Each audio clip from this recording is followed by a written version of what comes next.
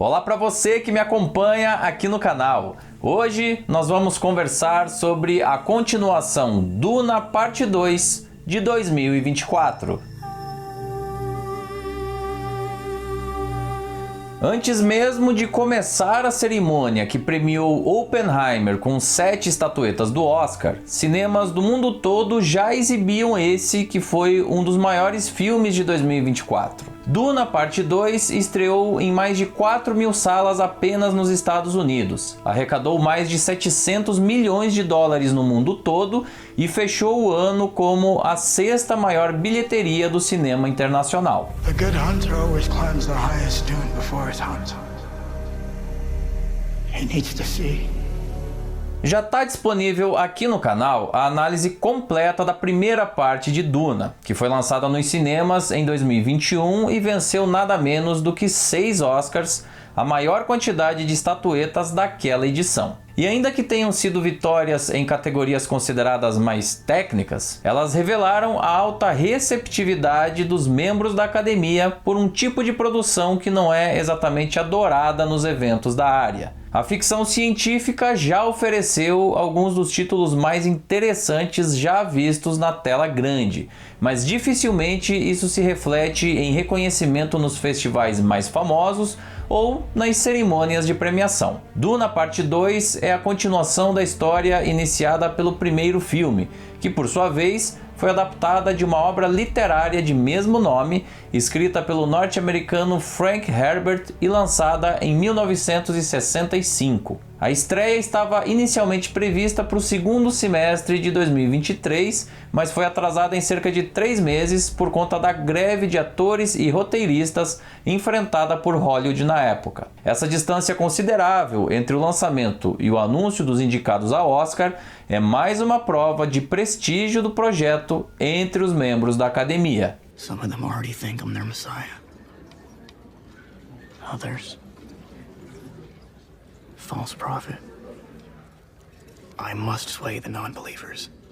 Paul Atreides é o nosso já conhecido protagonista que no primeiro filme é traído pelo Imperador e tem a sua casa destruída pelos Harkonnen. E para relembrar o fio da meada, o plano do Imperador Shaddam IV é destruir os Atreides, que governavam o planeta Arrakis usando a força militar dos Harkonnen. Por causa desse movimento todo, ao final do primeiro filme, o Paul Atreides se vê obrigado a fugir para o deserto com a sua mãe, a Lady Jessica. Toda a linha narrativa desse segundo filme se concentra no desenvolvimento do Paul Atreides como esse líder que carrega a responsabilidade por um futuro melhor. O primeiro passo é ser aceito e acolhido pelos Fremen, um povo acostumado com a aridez do deserto. Então ele aprende a falar a língua deles, lutar e até montar um dos gigantescos vermes de areia. Ele realmente se dedica a se tornar parte dos Fremen e não se apresentar como um salvador messiânico. Essa é, inclusive, uma primeira característica que eu destaco da história. O predestinado a recuperar o equilíbrio do universo precisa, antes de tudo, se fazer respeitado. Ele não é imediatamente visto como um líder. Ao invés disso, ele precisa conquistar a confiança de todo um grupo social. E esse mesmo líder também erra, tem dúvidas, carrega fragilidades e não só pode, como deve ser questionado. Tais características são propositais e já estavam nos livros, como bem pontuado pelo autor Frank Herbert em uma entrevista concedida à TV norte-americana lá em 1982. Don't trust leaders to always be right. I worked to create a leader in this book who would be really an attractive, charismatic person for all the good reasons, not for any bad reasons. Then power comes to him. He makes decisions. Some of his decisions made for millions of people, millions upon millions of people, don't work out too well. O Paul Atreides é um líder e não um herói. Ele é inspirador, aguerrido, comunica com objetividade, toma a iniciativa, compreende cada contexto e age com inteligência. Ele não é unidimensional, não tem superpoderes. E por isso mesmo, ele conquista a confiança dos Fremen, além, é claro, a simpatia do público. Eu não quero me aprofundar muito nos mínimos detalhes do roteiro, porque eu acho que o mais importante do filme são os seus grandes temas. Um deles é o destino e os desafios de um grande líder. Até que ponto você tem controle sobre a sua própria trajetória? Controle sobre as consequências dos seus atos? Qual é a extensão do domínio que um indivíduo como o Paul Atreides consegue efetivamente ter sobre as suas decisões? E uma vez que a gente admite as limitações naturais disso, será que o nosso livre-arbítrio é sempre virtuoso? Eu vou tentar explicar melhor. Alguém que tem tanto poder nas mãos por controlar uma substância super valiosa do universo, não acaba tomando atitudes e decisões que o aproximam do mal? A opressão vem do poder e do controle, algo que mesmo um líder de boa índole, como é o Paul Atreides, possui em abundância. Então, onde é que está essa fronteira entre a virtude e a tirania? Todo esse papo pode parecer viagem, filosófico demais, eu sei. Mas é isso que, no meu ponto de vista, faz dele um filme muito melhor do que o primeiro. Eu terminei de assistir a parte 1 com a sensação de perda de tempo, sinceramente. Muita ambientação, muito desenvolvimento de personagens e pouca ação narrativa. E aqui a grata surpresa foi: não só o filme é super dinâmico, como também traz reflexões de verdade ao público. Questões que são pertinentes ao nosso dia a dia e que tem a ver com as lideranças globais, sejam elas políticas ou não. You've been exposed to spice for a long time. It can create weird dreams. It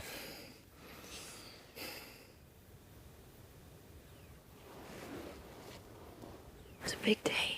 Eu também gosto como esse segundo filme traz para a narrativa um peso bem maior para os personagens coadjuvantes. A Lady Jessica, que é a mãe do Paul Atreides, tem uma complexidade muito interessante, já que ela varia entre o espírito protetor de uma mãe e uma pegada mais estrategista, principalmente depois que ela bebe a água da vida e passa a ser vista como uma referência espiritual dos Fremen. Vamos lembrar que ela é uma Bene Gesserit, um grupo de mulheres que atua manipulando a política, a religião e os acontecimentos cotidianos ali pelos bastidores. Outra personagem super importante desse segundo filme é a Shani, a protagonista feminina. Ela é uma Fremen muito leal ao seu povo e no começo muito desconfiada das reais intenções do Paul Atreides lá no deserto. Aos poucos eles vão se envolvendo e ganhando a confiança um do outro, mas a Shani é uma Fremen raiz, por assim dizer. Ela é leal, destemida e questionadora. Ela não segue a profecia de forma cega. E essa perspectiva faz dela um contraponto ao Paul, que ao longo do filme acredita cada vez mais em seu próprio destino. E é claro que o relacionamento dos dois acaba sendo um dos pontos mais interessantes do roteiro para lidar com as questões filosóficas de uma forma um pouco mais objetiva e até lúdica. Enfim, o roteiro de Duna Parte 2 é de uma construção complexa não só pelos desafios naturais de uma adaptação literária, como também pela dosagem certa do tom, pelo desenvolvimento eficiente de cada sequência e pela variabilidade de cenas e situações. Paul didn't have a choice, John. I won't be fighting for him. I'm fighting for my people. Tá certo que o roteiro ajudou, mas o elenco também merece elogios. Timothée Chalamet está claramente mais maduro e bem equilibrado nessa continuação. Zendaya, que dessa vez aparece muito mais, também prova que não é um dos nomes mais celebrados do cinema contemporâneo à toa. E é impossível não ser impactado pelas atuações na medida de nomes como Rebecca Ferguson, que eu já descrevi aqui anteriormente, Javier Bardem, que é um braço direito do Paul Atreides e importante líder dos Fremen, Austin Butler, cruel guerreiro e um dos maiores vilões da história, Florence Pugh, com quem o Paul vai ter um envolvimento por puro interesse, e Christopher Walken, que é o grande imperador. E quando a gente pensa em espetáculo cinematográfico e capricho técnico, aí as virtudes dessa produção literalmente se destacam. A trilha sonora de Hans Zimmer, por exemplo, foge da orquestração clássica com violinos e instrumentos de sopro. Foram literalmente criados instrumentos musicais, baseados em sons eletrônicos que ajudam a criar uma atmosfera futurista. O trabalho de som é ainda mais desafiador pela fidelidade do que se ouve e pela inventividade de elementos como os vermes de areia. Como ser convincente ao espectador usando elementos que não existem em nosso mundo real? Pois é, eles conseguiram. Desenho de produção e figurinos se complementam harmoniosamente. E a fotografia é um capítulo à parte. Greg Fraser mais uma vez acerta em cheio usando câmeras IMAX, que permitem um maior ganho de escala e detalhamento das imagens. As gravações também foram feitas em ambientes reais, que trazem maior autenticidade e reduzem ao máximo a necessidade de uso de ferramentas como o CGI. As paisagens desérticas, por exemplo, tiveram a Jordânia como uma das locações. E o contraste entre os ambientes ajuda o espectador a se situar na história. O deserto de Arrakis conta com uma iluminação mais crua, de alto contraste, que reforça a aridez. Já as cenas envolvendo os Harkonnen têm muitas sombras, criando mistério e tensão. Sonhos e profecias são mais poéticos, de foco alternado e uso de câmera lenta. Enfim, um estudo muito apurado de cada momento do filme que prende o espectador à história. Your father was a weak man.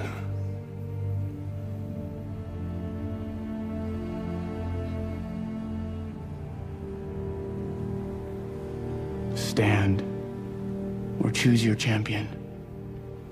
A receptividade do filme foi amplamente positiva desde o lançamento, com a esmagadora maioria dos críticos reservando generosas palavras a ele. E até o icônico diretor Steven Spielberg entrou na repercussão e afirmou o seguinte, abre aspas, "Você fez um dos filmes de ficção científica mais brilhantes que já vi", fecha aspas. Essa fala foi dirigida diretamente ao diretor Denis Villeneuve e fez parte de um podcast no qual ele incluiu o cineasta canadense como um dos grandes criadores de universo do cinema. E eu confesso que Duna Parte 2 me fez rever o conceito que eu tinha do projeto. Se o filme inicial é lento, arrastado e sem grandes méritos além do aspecto tecnológico, essa continuação ressignifica o valor do projeto como um todo.